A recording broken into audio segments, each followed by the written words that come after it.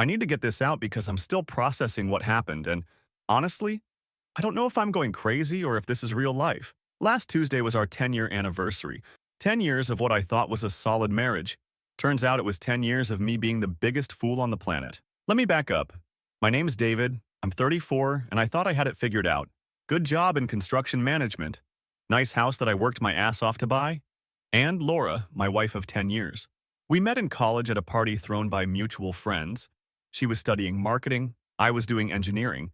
She was this bubbly, outgoing girl who could talk to anyone, and somehow she picked the quiet guy in the corner who was nursing a beer and watching everyone else have fun. We dated for 3 years, got married right after graduation when we were both 24. Looking back, maybe we were too young, but everyone said we were perfect together. She was the social butterfly, I was the steady provider. She handled our social calendar, I handled the bills. She decorated our apartment, I fixed everything that broke. Her family was always a big part of our relationship. Hilda, her mother, worked in real estate and always had opinions about everything we did. Angela, her younger sister, was in college studying business and always seemed to be around needing money or advice or both. They were tight-knit in a way that sometimes made me feel like an outsider, but Laura always said that's just how her family was. They looked out for each other. I grew up with just my grandmother after my parents died in a car accident when I was 16. My grandmother, Marley, raised me through high school, helped pay for college, and always told me to find someone who would be my family. When I met Laura and her close-knit clan, I thought that's exactly what I'd found. Our 10th anniversary started like any other Tuesday. Laura was up early getting ready for work at the marketing firm where she'd been climbing the corporate ladder for the past 5 years. She kissed me goodbye, same as always, but mentioned she had something special planned for that evening. She wanted to celebrate at home instead of going out to some expensive restaurant, said she preferred intimate celebrations over public displays. I should have known something was off. Laura loved showing off. She was the type who posted every date night on Instagram, who always wanted the best table at the busiest restaurant so people could see us. But I was too focused on work to think much about it. I had a big commercial project wrapping up and my mind was on deadlines and budget overruns. When I got home that evening, the house smelled incredible. Laura had made my favorite meal, pot roast, with all the sides my grandmother used to make, candles on the table, good wine already breathing, soft music playing. She'd even worn the red dress I bought her for her birthday 2 years ago. During dinner, she kept bringing up memories from our wedding, talking about how far we'd come, how much we'd built together. She thanked me for working so hard to give us this life, for being the kind of husband who always put family first. Every word felt genuine. Every smile looked real. After dinner, I gave her the necklace. White gold with a small diamond pendant that she'd been admiring for weeks every time we passed that jewelry store on Main Street. She actually started crying when she opened the box, telling me I was too good to her, that she didn't deserve someone who paid attention to the little things like that. $2,000 was a stretch on my salary, but seeing her reaction made every overtime hour worth it. She put it on immediately and kept touching it throughout the evening, looking at herself in every reflective surface we passed. Around 9, her phone rang. She glanced at it and her face changed for just a second. This quick flash of something I couldn't quite read. Then she smiled and said it was her mom calling about some neighbor drama. Hilda was having issues with the people next door and needed Laura to calm her down before it escalated. Laura always handled her family's problems. Hilda called her for everything from relationship advice to tax questions. Angela texted her daily about school stress and boy troubles. I'd gotten used to being the secondary priority when family drama erupted, which seemed to happen at least once a week. She grabbed her wine and headed to the bedroom, saying she needed to take the call somewhere quiet because Hilda would probably be worked up. I settled in the living room with the baseball game and my own glass of wine, expecting her to be back in 15 minutes with some story about property lines or parking disputes. That's when I heard it. The bedroom door wasn't completely closed and voices carry in our house. At first it was just Laura's voice and I assumed she was listening to Hilda vent about whatever neighborhood nonsense was happening. But then I heard laughter. Multiple voices. Cackling, actually. They had her on speaker. I got up to grab the wine bottle from the kitchen for a refill, and that's when I caught the words that stopped me dead in the hallway. Laura was saying she was sick of pretending to be attracted to me, that every time I touched her, she wanted to shower immediately afterward, that she'd been counting down the days until she could stop this charade. But it got so much worse. Hilda's voice came through crystal clear, asking exactly how much longer Laura needed to keep playing the devoted wife. Laura's response made my blood turn to ice. She said just until the inheritance from my grandmother finally cleared next month. Apparently, they'd done their homework and knew exactly when that money was scheduled to hit my account. $50,000 from my grandmother's estate that had been tied up in probate for 2 years. Angela's voice joined in, making some comment about how pathetic I was, how I'd buy Laura anything she wanted if she just mentioned wanting kids someday or got a little teary-eyed about our future together. They were all laughing about the anniversary necklace, calling me a trained dog who performed tricks for treats. But the worst was yet to come. I heard a male voice join the call and recognized it immediately. Brady, my best friend since we were 15 years old. The guy who was my best man at our wedding, who came to our house every weekend to watch games, who I'd called when my grandmother died, because I needed someone to help me through the grief. Brady's voice was casual, like he was discussing the weather, as he talked about how easy I was to fool, how I never suspected anything even when he was sleeping in my house, using my shower, eating food I paid for. He mentioned specific dates when he and Laura had been together while I was working late or out of town for job sites. The three of them started swapping stories about close calls, times when I almost caught them, times when they thought I was getting suspicious. They were laughing about a weekend last month when I came home early from a work trip and found Brady on our couch. He'd told me Laura had called him over to fix a leaky faucet. I'd actually thanked him for helping out and offered him a beer. Laura mentioned she'd already been moving money to a separate account for months, small amounts that I wouldn't notice missing from our joint checking. She'd been photographing important documents, copying passwords, basically preparing to disappear with everything she could get her hands on. The conversation went on for 25 minutes. I stood in that hallway listening to my wife, her family, and my best friend dissect every aspect of my personality, my habits, my weaknesses. They talked about me like I was some kind of science experiment they'd been running for a decade. When Laura finally came back to the living room, she had this perfect smile plastered on her face. She asked if I wanted to watch a movie, curled up next to me on the couch, and spent the rest of the evening playing with that necklace and telling me how much she loved me. I poured her more wine, kissed her forehead, and told her I loved her too. Because right then, sitting there with her head on my shoulder while she traced patterns on my chest, I realized something important. If she could run a 10-year con, if she could lie to my face every single day while planning to destroy my life, then I could play games too. See, Laura made one critical mistake in all her planning. She assumed I was the same naive 24-year-old she married. But 10 years in construction management changes a man.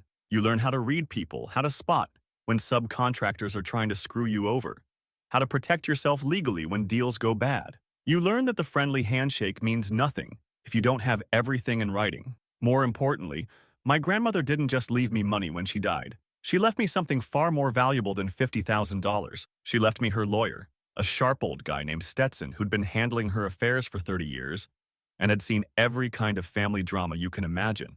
The next morning, Laura left for work like nothing happened, kissed me goodbye at the door, same as always.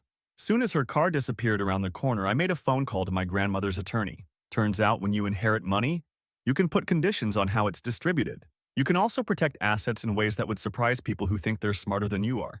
I've spent the last week documenting everything, not just recording conversations or taking pictures. I mean really documenting financial records, timeline inconsistencies, digital footprints. It's amazing what people leave lying around when they think you're too dumb to notice. Brady's been texting me about hanging out this weekend. Laura's been extra affectionate, probably trying to keep me happy until the inheritance hits. Her family's been unusually nice to me lately too. Hilda even invited me to Sunday dinner next week. The inheritance money is supposed to transfer this Friday. Laura has no idea that I know. Brady has no idea that I know. Her family has no idea that I know. They're all just waiting for their payday, thinking I'm going to hand over $50,000 to fund my wife's escape plan. What they don't know is that I've been waiting too.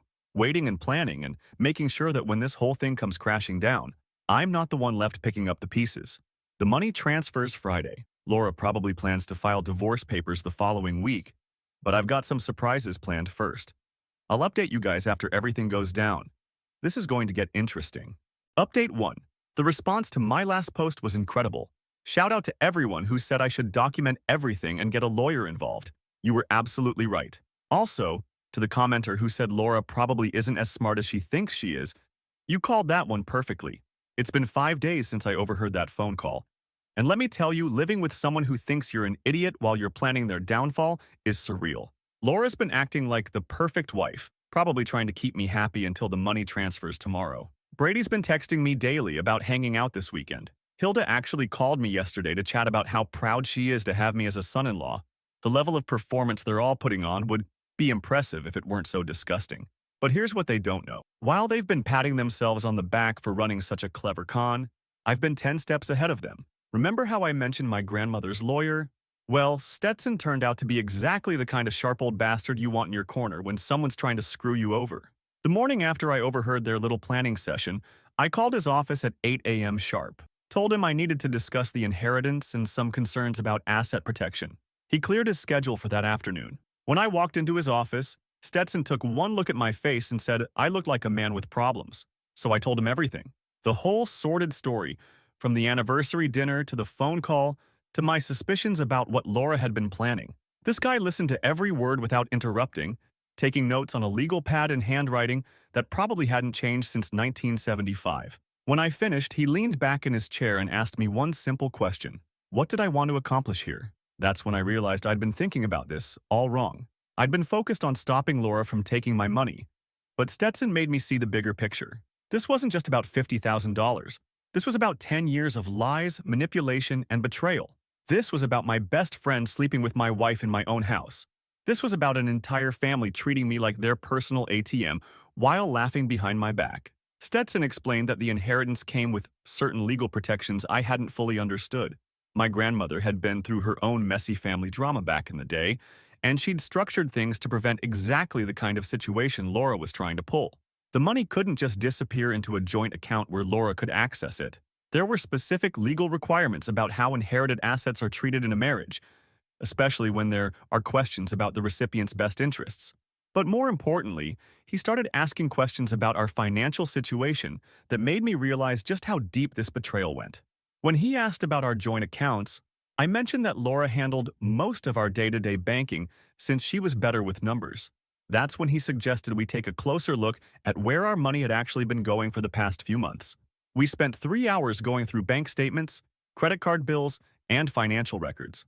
What we found made my blood boil. Laura hadn't just been moving small amounts to a secret account like she'd bragged about on that phone call. She'd been systematically draining our savings for over a year. Remember when she said she wanted to renovate the kitchen, and I agreed to let her handle getting quotes from contractors? Turns out she never got any quotes. That $8,000 went straight into an account I'd never heard of. The vacation she'd been planning for our anniversary that we supposedly had to cancel because of my work schedule. She'd never made any reservations, but the $3,000 I'd given her for the trip had vanished. Even smaller things started making sense. She'd been volunteering to pick up groceries, handle utility bills, manage our household expenses. I thought she was being helpful. She was actually skimming money at every opportunity and covering her tracks by telling me prices were higher than they actually were.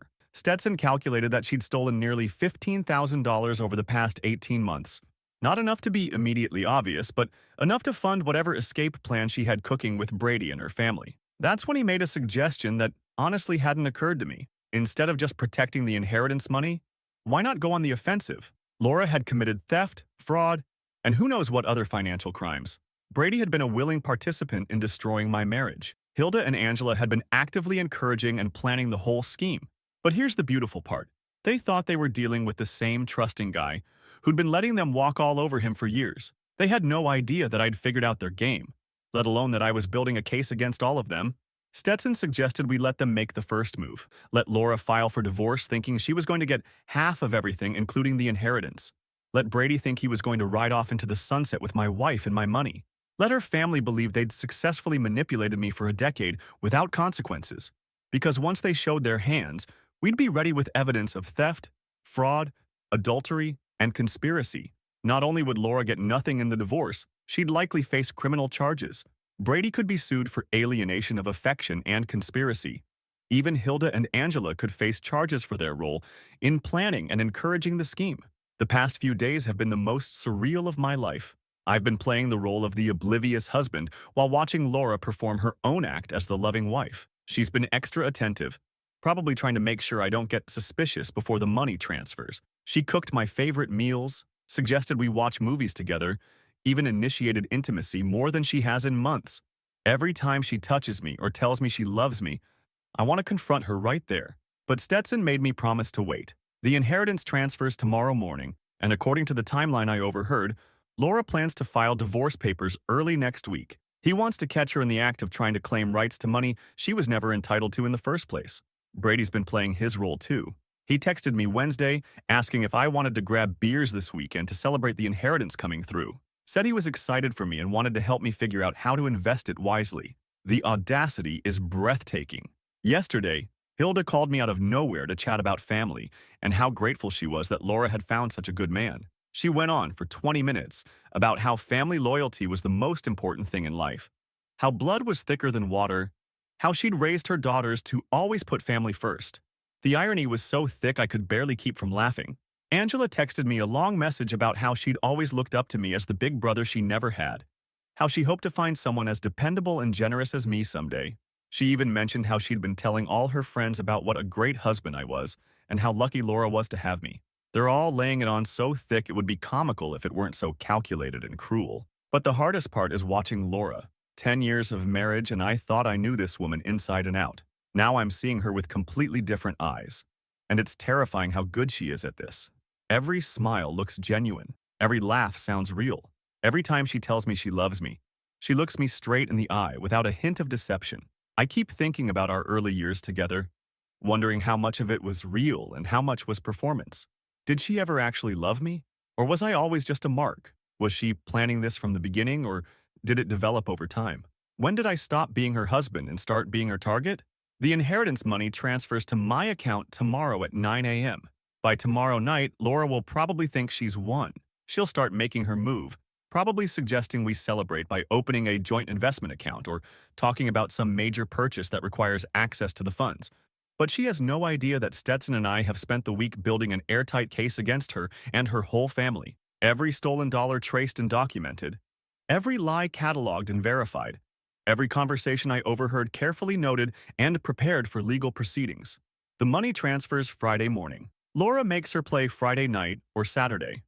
And by Monday, when she thinks she's filing divorce papers to claim half of everything, she's going to walk into the biggest legal nightmare of her life. I'll update you guys this weekend after everything goes down. Based on the messages some of you sent, I think you're going to enjoy seeing how this plays out. Update 2. You guys are not going to believe what happened this weekend. Remember how I said the inheritance was transferring Friday morning and Laura would probably make her move that night? Well, she didn't disappoint. Neither did Brady or her family. And now they're all scrambling like rats on a sinking ship. Thanks to everyone who sent messages of support after my last update. Special shout out to the person who said this was better than any soap opera. You haven't seen anything yet. So, Friday morning, the $50,000 hit my account right on schedule. I got the notification on my phone while I was having coffee and pretending to read the news. Laura was getting ready for work, humming in the bathroom, probably thinking her payday had finally arrived. I didn't say anything about the transfer, just went to work like normal. But around lunchtime, Laura texted me asking if I wanted to celebrate something special that evening. She suggested we open a bottle of champagne and talk about our future. The timing wasn't exactly subtle. I played along and said I'd pick up champagne on my way home from work. I even asked what we were celebrating, acting confused. She replied with some nonsense about celebrating our marriage and all the good things coming our way. The woman has nerves of steel, I'll give her that. When I got home Friday evening, Laura had prepared another elaborate dinner setup. Candles, good china, the works. She was wearing the necklace I'd bought her for our anniversary, which now felt like a sick joke. She kept touching it throughout dinner while telling me how much our marriage meant to her. After we finished eating, she brought out 2 champagne glasses and suggested we toast to new beginnings. That's when she dropped the bomb I'd been expecting. She said she'd been thinking about our financial future and suggested we should consider putting the inheritance money into a joint investment account where we could both access it easily. I played dumb and asked why we needed to change anything. The money was safely in my personal account that I'd had since before we were married. What was the rush to move it around? That's when Laura's mask started slipping just a little. She got this tight smile and explained that married couples should share everything equally, that keeping large sums in separate accounts wasn't healthy for a relationship. She said she'd already researched some investment options that would give us better returns than just letting the money sit in a regular account. I asked her to explain these investment options in more detail. What kind of returns was she talking about? How liquid would the investments be? Did she have specific companies or funds in mind? Laura couldn't answer a single detailed question. She kept giving vague responses about how she'd handle all the research and paperwork, how I shouldn't worry about the technical stuff since she was better with financial planning. She just needed me to sign some forms and provide access to the account. That's when I decided to push a little harder. I told her I appreciated her looking out for our future, but I wanted to understand exactly what she was proposing before moving $50,000 anywhere. I suggested we schedule a meeting with a financial advisor so I could get professional advice. Laura's reaction was immediate and telling. She said we didn't need outside advice, that financial advisors just wanted to take fees and commissions. She insisted she'd done enough research for both of us and that waiting would cost us money since the best investment opportunities wouldn't be available for long. I kept asking questions, acting like the concerned husband who wanted to make sure we were making smart decisions. What specific investments was she considering? Could she show me the research she'd done?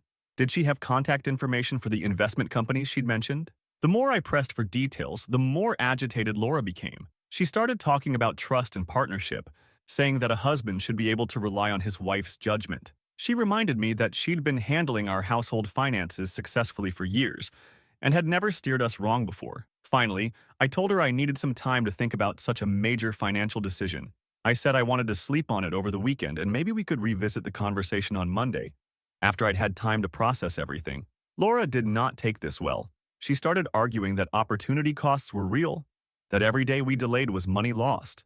She brought up examples of friends who'd made smart investment decisions early and were now financially secure. She even mentioned her mother's experience in real estate and how Hilda had always taught her to act quickly when good opportunities presented themselves.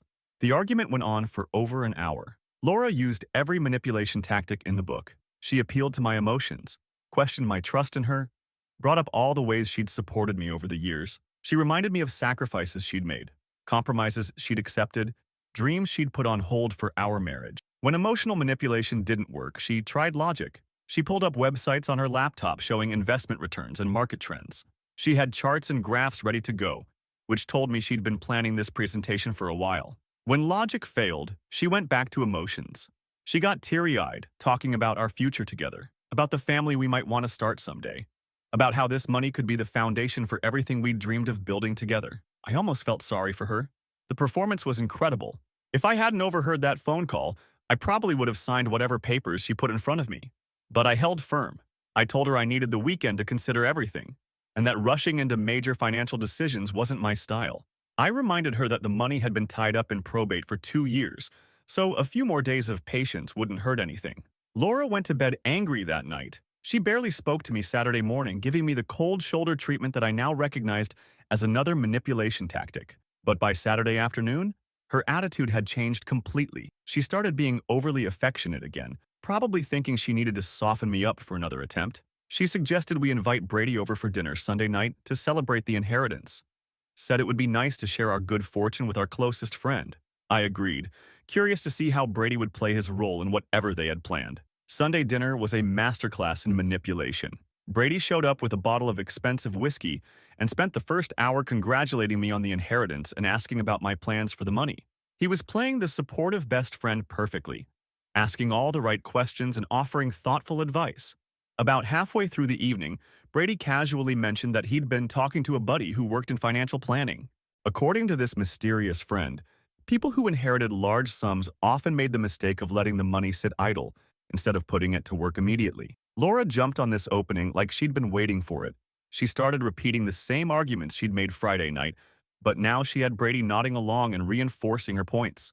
They were tag-teaming me, taking turns explaining why immediate action was necessary. Brady even offered to help facilitate whatever investment strategy we decided on. He said his financial buddy could expedite the paperwork and get us started right away. All I had to do was authorize the transfer, and they'd handle the rest. I listened to their whole pitch, asking questions and acting like I was seriously considering their advice.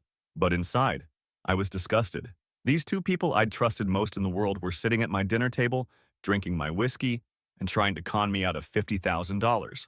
When they finished their presentation, I told them I appreciated all the advice but wanted to consult with my own financial advisor before making any decisions. I mentioned that my grandmother's lawyer had recommended someone who specialized in inherited assets and understood the tax implications better than most general advisors. The reaction was immediate and obvious. Laura and Brady exchanged a quick glance that they thought I didn't catch. Brady started explaining why specialized advisors were often overly conservative and might cost me opportunities. Laura added that we shouldn't trust someone we didn't know with such important decisions. I stood my ground. I said I'd already scheduled a meeting for Tuesday morning and would make a decision after getting professional advice. I thanked them both for their concern but insisted I wasn't going to rush into anything. That's when things got interesting. Brady excused himself to use the bathroom, but I saw him pull out his phone in the hallway. Laura followed him a minute later, claiming she needed to check on something in the kitchen. I could hear them whispering but couldn't make out the words. When they came back, their whole demeanor had changed. They were both more aggressive in their arguments, more insistent that waiting was a mistake. Brady mentioned that his financial friend had said the investment window might close by Wednesday, that I needed to act by Tuesday at the latest. Laura started getting emotional again, talking about how important our financial security was to her, how worried she was about our future. She said she couldn't understand why I didn't trust her judgment after 10 years of marriage. The pressure tactics went on for another hour. They took turns arguing with me, supporting each other's points, making me feel like the unreasonable one for wanting to slow down and think things through. Finally, Brady left around 10 p.m., but not before pulling me aside and telling me he was worried about me. He said I seemed different lately, more suspicious and less trusting. He asked if everything was okay in my marriage, if Laura had done something to make me doubt her. After he left, Laura and I had our biggest fight in years. She accused me of embarrassing her in front of Brady, of making her look like some kind of gold digger who couldn't be trusted with financial decisions. She said my behavior was insulting and hurtful, that she couldn't believe I'd question her motives after everything we'd been through together. I let her vent for a while, then calmly repeated that I just wanted professional advice before making a major decision. I told her I loved her and trusted her, but that $50,000 was too much money to move around without proper planning. Laura stormed off to bed, slamming the bedroom door. I stayed up late in the living room, texting updates to Stetson about everything that had happened. This morning, Laura barely spoke to me before leaving for work, but around noon, I got a text from her saying she'd made an appointment with a financial advisor for this afternoon and wanted me to meet her there after work. I called Stetson immediately. He laughed and said they were getting desperate, moving faster than he'd expected. He told me to go to the appointment but not to sign anything, no matter what kind of pressure they put on me. The appointment is in 3 hours.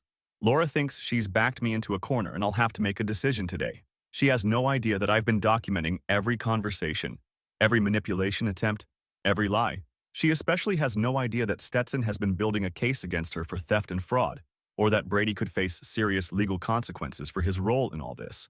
I'll update you guys tonight after the meeting. Something tells me this is going to be the beginning of the end for their little conspiracy. Final update. It's been a week since my last update, and I'm still processing everything that went down. For those of you who said this was going to be epic, you were right. For those who said Laura and her family were going to get what they deserved, you were also right.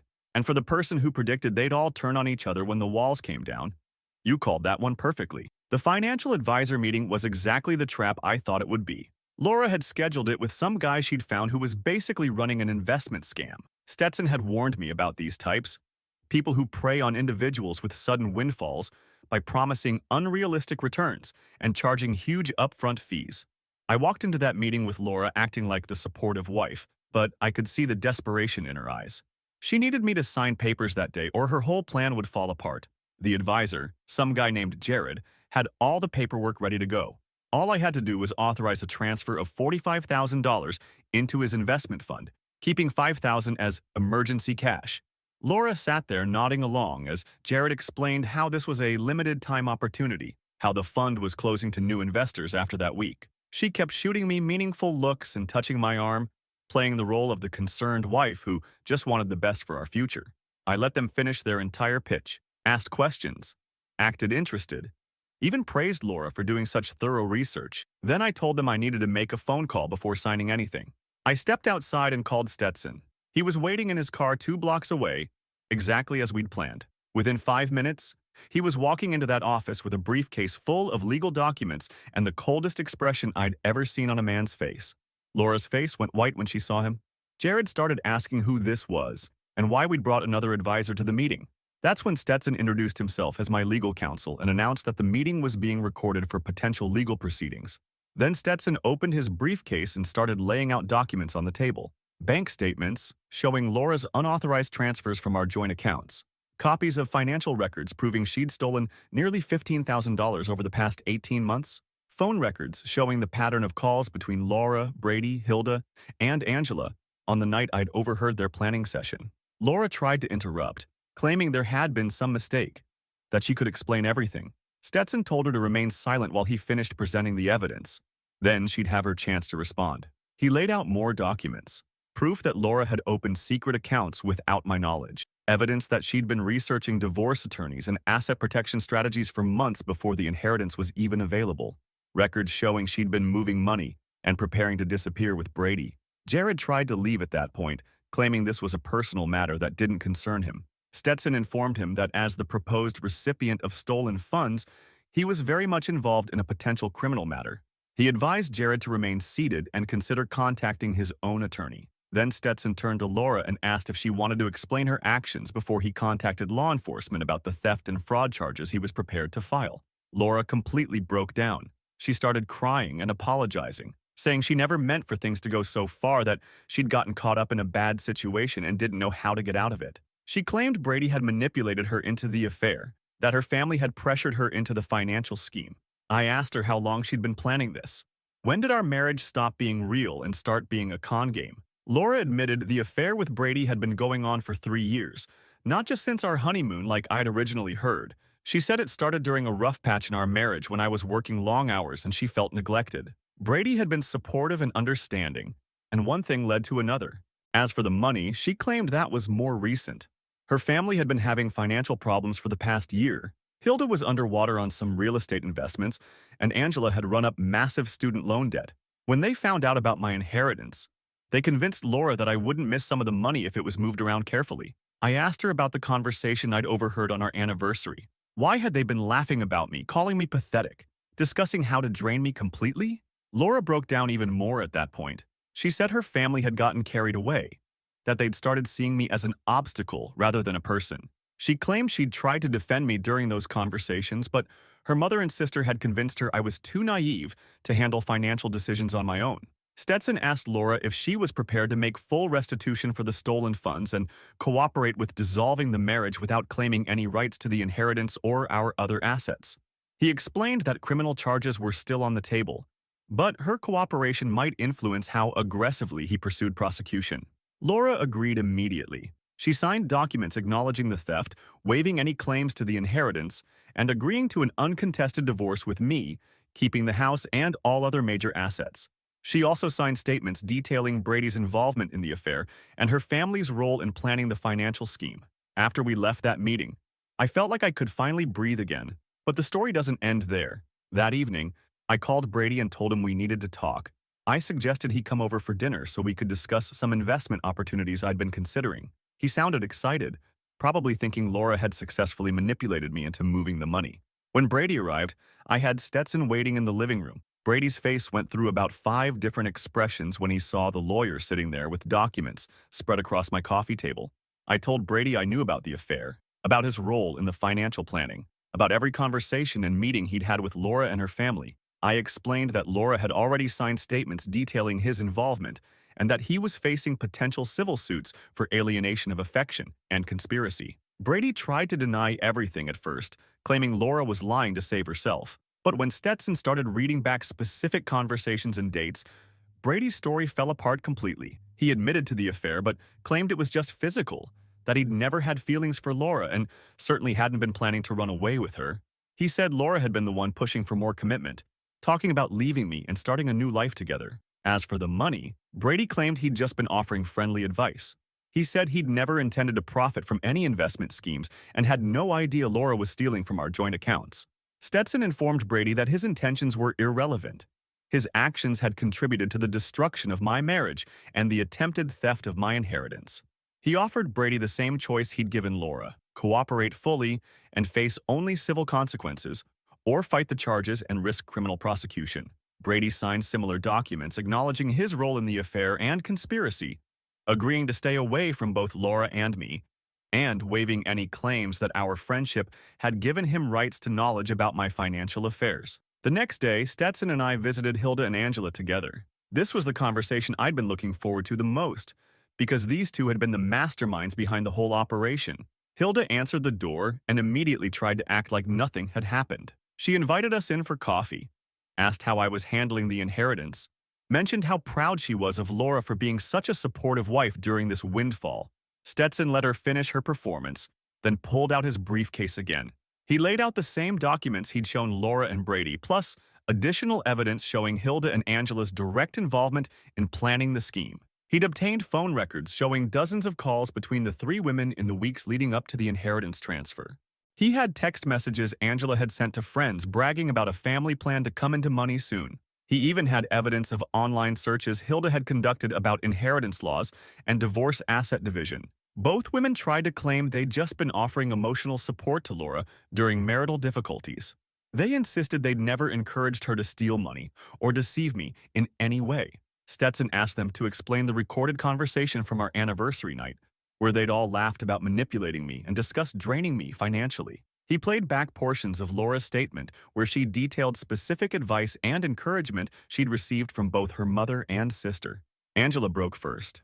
She started crying and admitting that the family had been struggling financially, that they'd seen the inheritance as a solution to their problems. She claimed they'd only wanted to borrow money temporarily, that they'd planned to pay everything back once their own situations improved. Hilda remained defiant longer, insisting that families should support each other and that I should have been willing to help them without being asked. She said Laura had been foolish to handle things secretly instead of just talking to me directly about their needs. I asked Hilda why they'd felt entitled to money that wasn't theirs, why they'd decided to manipulate and deceive me instead of treating me with basic respect. Hilda's response revealed everything I needed to know about their mindset. She said I'd always been too easy to take advantage of, that my trusting nature made me a target for people who were smarter and more aggressive. She claimed they'd been doing me a favor by managing financial decisions I wasn't sophisticated enough to handle on my own. Even while facing potential criminal charges, she couldn't admit they'd done anything morally wrong. In her mind, they were the smart ones and I was the fool who deserved to be taken advantage of. Stetson offered them the same deal he'd given Laura and Brady: cooperate fully, stay away from me permanently, and face only civil consequences. Fight the charges and risk criminal prosecution for conspiracy, fraud, and theft. Both women signed the agreements, but Hilda made it clear she thought I was making a mistake by pursuing legal action against family. The divorce was finalized last week. Laura got nothing except her personal belongings and her car, which she was still making payments on. I kept the house, the inheritance, and all our other assets. She moved back in with her family, which created its own drama, since they were all barely speaking to each other by that point. Brady lost his job when his employer found out about his involvement in the scheme. Apparently, his company had strict policies about employees engaging in financial misconduct, even in their personal lives. He's been trying to contact me through mutual friends, claiming he wants to apologize and repair our friendship, but I've made it clear that ship has sailed. Hilda and Angela are facing their own consequences. Hilda's real estate license is under review by the state board after Stetson reported the ethics violations involved in her attempted theft. Angela was forced to withdraw from graduate school when her funding was pulled due to the legal issues. The most satisfying part is watching them all blame each other for the situation they created. Laura claims her family pressured her into it. Brady claims Laura manipulated him. Hilda and Angela claim they were just trying to help Laura save her marriage. None of them can admit they were willing participants in a decade-long deception. As for me, I'm doing better than I've felt in years. Living alone, in a house that's actually mine. Not having to watch every word I say or second-guess every decision. The $50,000 is safely invested with a legitimate advisor Stetson recommended, and I'm finally making plans for a future that's entirely under my own control. To everyone who followed this story and offered advice along the way, thank you.